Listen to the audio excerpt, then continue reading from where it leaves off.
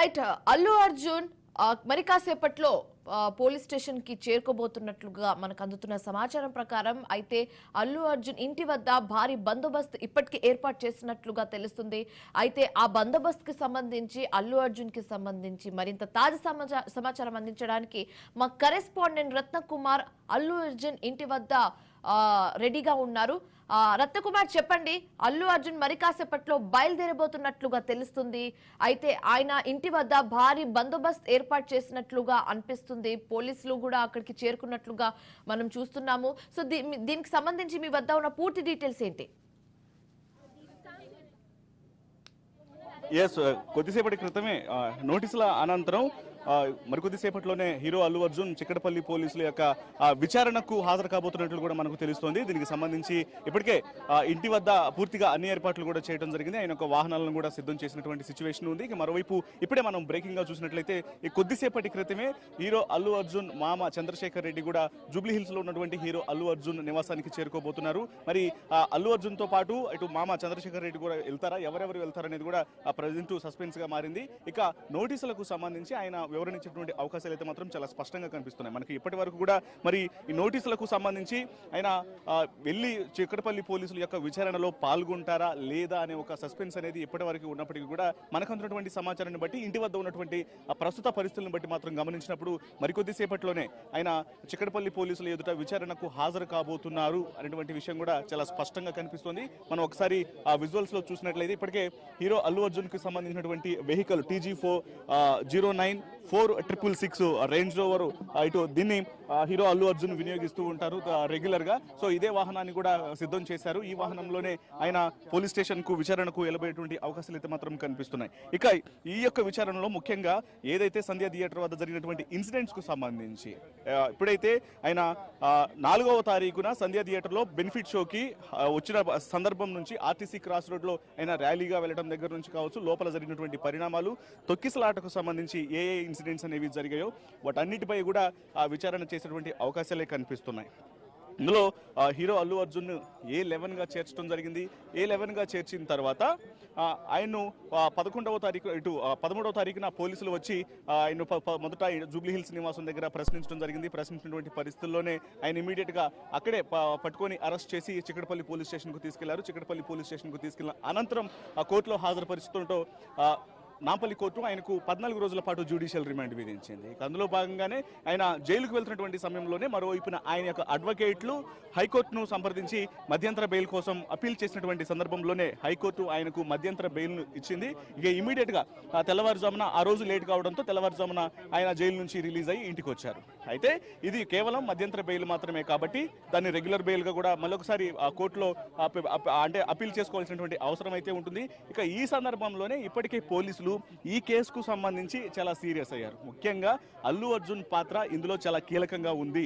ఆయన తమ యొక్క మాటలను పెడచెవిన పెట్టి ఒకవేళ విచారణకు రావాల్సిందనే విషయం చెప్పిన తర్వాత ఇక ఇప్పుడు ఈ కేసుకు సంబంధించి ముఖ్యంగా తను ఎప్పుడైతే ప్రీమియర్ షో సందర్భంగా ఒకవైపున మూవీ టీము అలాగే సంధ్య థియేటర్ యాజమాన్యం హీరోయిన్ మూవీ యూనిట్ సినిమా చూడటానికి వస్తున్నారు అనేటువంటి విషయానికి సంబంధించి ఒక పిటిషన్ను దాఖలు చేసి పర్మిషన్ లెటర్ను రాసినప్పుడు ఆ లెటర్ను రిజెక్ట్ చేయడం జరిగింది. హీరోయిన్లు మూవీ టీం కనుక థియేటర్ వద్ద సినిమా చూడటానికి వస్తే మాత్రం క్రౌడ్ను కంట్రోల్ చేయడం అనేది ఇబ్బందికరంగా ఉంటుంది కాబట్టి వాళ్లకు పర్మిషన్ లేదు అనేటువంటి విషయాన్ని కూడా చాలా స్పష్టంగా రిప్లై ద్వారా పంపించారు చిక్కడపల్లి పోలీసులు. కానీ ఇక్కడ మిస్గైడ్ అనేది జరిగింది.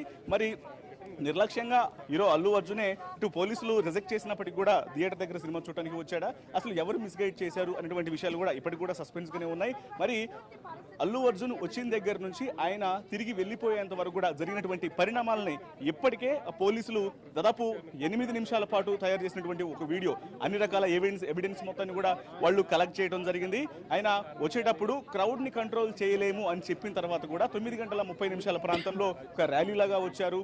ఆ తర్వాత తర్వాత తాము దిగొద్దు అని చెప్పినప్పటికీ కూడా ఓపెన్ రూఫ్ టాప్ ఎక్కి అక్కడ అభిమానులకు అభివాదం చేయడం జరిగింది. ఆ తర్వాత లోపలికి వెళ్ళినప్పుడు ఎప్పుడైతే తొక్కిసలాట అనేది స్టార్ట్ అయిందో, తొక్కిసలాట స్టార్ట్ అయిన తర్వాత అక్కడ రేవతి అనేటువంటి మహిళ ప్రాణాలు కోల్పోవడం జరిగింది. మరోవైపున ఆమె యొక్క కుమారుడు శ్రీతేజ అపస్మారక స్థితిలోకి వెళ్ళిపోయి బ్రెయిన్ డెడ్ గా మారింది. ఈ విషయాలన్నింటి కూడా గమనించిన తర్వాత ఇమ్మీడియట్ గా పోలీసులు ముందుగా ఏసీపీ లోపలికి వెళ్ళడం జరిగింది. లోపలికి వెళ్లి పరిస్థితులు అనేవి ఇబ్బందికరంగా మారాయి, బయట ఒక మహిళ చనిపోయింది, ఇమ్మీడియట్ గా మీరు థియేటర్ నుంచి బయటికి వెళ్ళాలి అనేటువంటి విషయాలను తెలియజేశారు. తెలియజేసినప్పటికీ కూడా హీరో అల్లు అర్జున్ తమ మాట లెక్క చేయలేదు. ఆ తర్వాత డీసీపీ వెళ్లాల్సి వచ్చింది. డీసీపీ వెళ్ళి మీరు ఇక్కడ నుంచి కనుక బయటికి వెళ్ళకపోతే మాత్రం ఖచ్చితంగా మిమ్మల్ని అరెస్ట్ చేయాల్సి ఉంటుంది అనేటువంటి విషయాలను చెప్పిన తర్వాత మాత్రమే దాదాపు సినిమా చివరి దశకు వచ్చిన తర్వాత హీరో అల్లు అర్జున్ బయటికి రావడం జరిగింది.